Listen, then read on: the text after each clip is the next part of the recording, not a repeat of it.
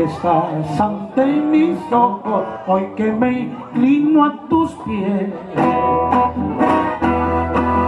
El resplandor de tu imagen ilumina mi destino, y me olvido en mi llanto, bendito Señor de llanto.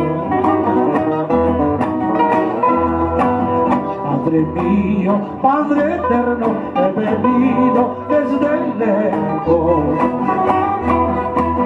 a acordarte mis plegarias, a pedir que me perdones, a ofrecerte mi existencia en pago de tus bondades.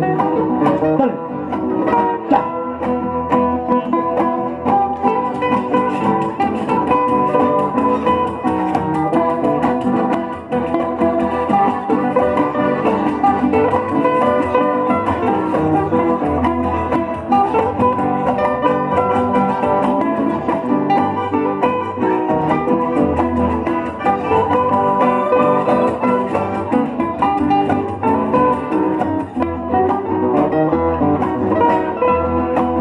Bendito Señor de llanto, mira tus hijos llegar con los rostros suplicantes, llenos de fe y esperanza. Por favor, cura mis males con tu piadosa mirada.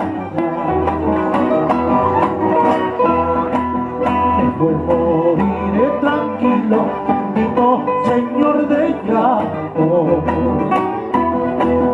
Después de besar tus llagas que sangran por mis pecados,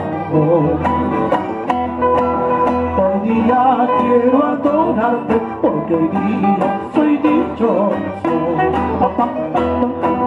Hoy día quiero adorarte, porque hoy día soy dichoso.